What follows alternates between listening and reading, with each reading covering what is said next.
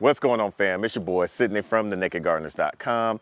So this video is because Broke Farmer trying to call out me along with some other content creators on growing the largest watermelon.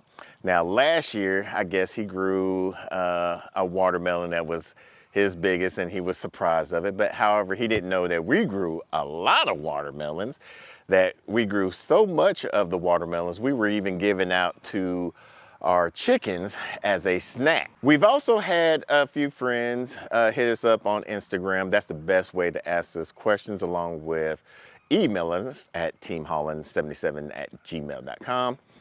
They was asking, how do they grow a huge watermelon and a lot of watermelons? So in this video, we're going to give you 3 tips on how to grow a huge watermelons that you've always wanted. And we might even throw in a bonus. Let's start with number 1.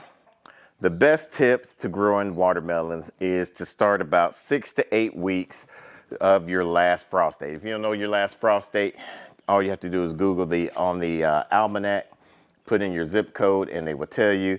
These we started, we didn't start these indoors since it's been warm. We started a little bit late. As you can see, they already got their true leaves on here. And so we're going to be transplanting these in the ground. I'm going to use these 2 varieties right now. I'm not going to tell you the varieties of these because that's a secret. We'll tell you later on down the road once we harvest our first watermelon. We started late, and you want to start anywhere from 6 to 8 weeks indoors before your last frost. With that said, once you're ready to transplant them out into wherever you're going to transplant them at, you want to make sure your soil is anywhere from at least above 55 degrees and that your nights are no less than 65 degrees. Watermelons love great warm weather. They need at least a minimum of 6 hours of sun. As you can see, we got plenty of it right here. You also want your soil to be very well drained. You don't want it to be able to hold a lot of water because you're going to get root bound.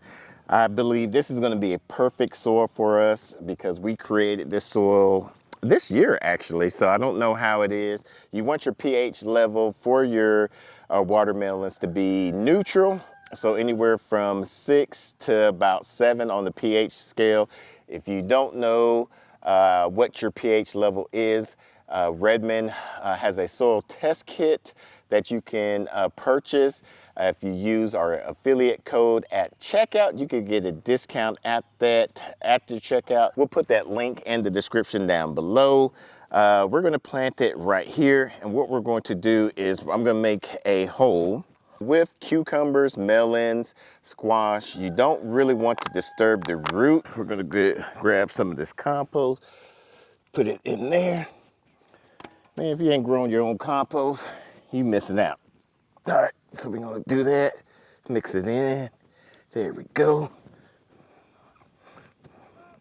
Gonna make a little crevice right there. Let's see here.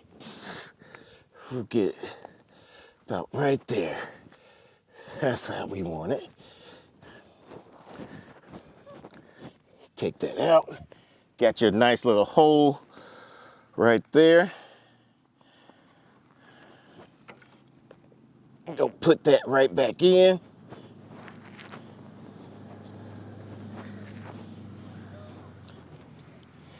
And it's just easy like that. Now let's talk about fertilizer. With fertilizer, you want a well-balanced fertilizer, something that's across the board of your nitrogen, your phosphorus, and your potassium. With us, we're using a generic, I wouldn't say generic, but we're using a fertilizer that we got from the big box store. And it's a granular fertilizer that we're gonna be adding once a week. And then we're gonna be also using a liquid fertilizer of maybe some compost tea, some worm tea, and maybe even some rabbit poop tea.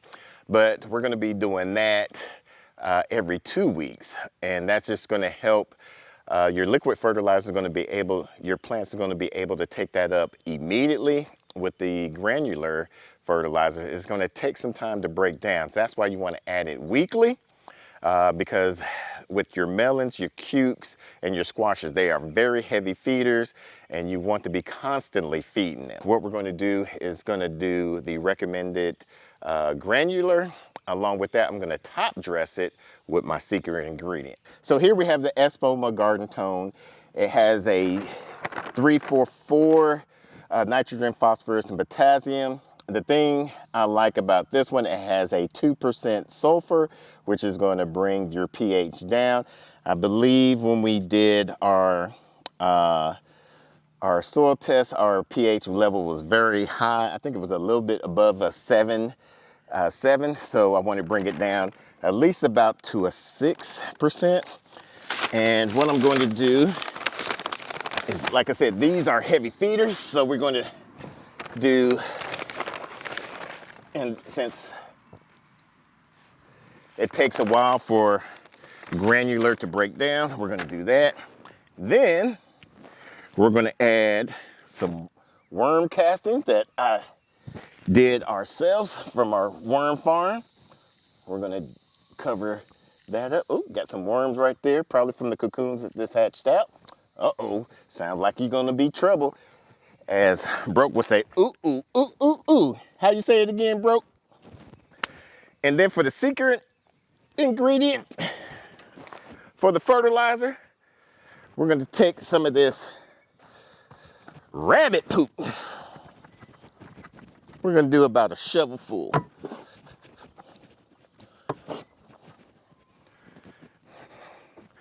Talk about organic. So the worms that's already in here, they're going to be gobbling up, eating on some of this organic matter of the worm poop. Now let's talk about watering. This gets a little confusing with first-time gardeners. Sometimes they're watering a little bit too much, sometimes they're watering a little bit too less. So what you want to do is stick your finger into the soil once you get to your knuckle and you pull it out, and if it's bone dry, that's when you want to water. Depending on the temperature, you want to water at least, at minimum, 1.5 inches deep into your soil of watering. And what we normally do, especially if you're gardening watermelons in containers, give yourself a 30-second count with the shower nozzle mode. And once you start seeing the water ooze out from the bottom of it, that's when you know you're good. Wait till about 3 or 4 days and then check your soil. And if it's dry, then you can water again. If it's wet, then you don't have to worry about watering. Now, if you're in high temperatures, what you want to do is mulch. In Texas, we're about to come into our extreme heat time. So I'm going to grab some mulch, and you can use anything for mulch, from compost, hay, straw, leaves, whatever you have to basically protect your soil. You can even use ground cover for a mulch for your soil here. We got some straw. We're going to put about a good 2 to 4 inches layer on here to kind of protect the soil, to keep the heat from drying out our soil. Once you start seeing the fruit of your watermelon, you want to be careful and mindful of over-watering, because if you over-water your watermelon, that's when you get those tasteless Walmart grocery store type watermelon where it's hardly any flavor and it's just like, eh. But once you have a homegrown watermelon, or anything homegrown, you will never ever purchase another thing from the grocery store again. All right, those are the 3 tips. Now, before we get to the bonus, we've grew a lot of watermelons and different variety of watermelons last year. So much, like I said, we were giving it off to the chickens, and the missus was actually saving the rinds and canning the rinds and made some kind of watermelon rind type ordeal. Supposed to be an aphrodisiac. We're supposed to enhance the male sex drive, I guess you can say. So if you want to see a video about that, make sure you hit that like button. If you're new to the channel, make sure you hit that subscribe button, so when that video does come out, you'll be able to get notified and be able to watch it. Now let's get to the bonus tip. Now, if this is your first year growing watermelons, you're gonna have to know that any cukes or cucumbers, watermelon, squash, they're gonna start sending out some male flowers. Now, these plants have both male and female flowers, and what they're doing, seriously, and what they're doing is they're just testing out if there's any pollinators around. So when you first start seeing your male flowers, you want to start concentrating on a lot of your potassium and your phosphorus. That's going to help encourage a lot of the female fruits or the female flowers to start blooming.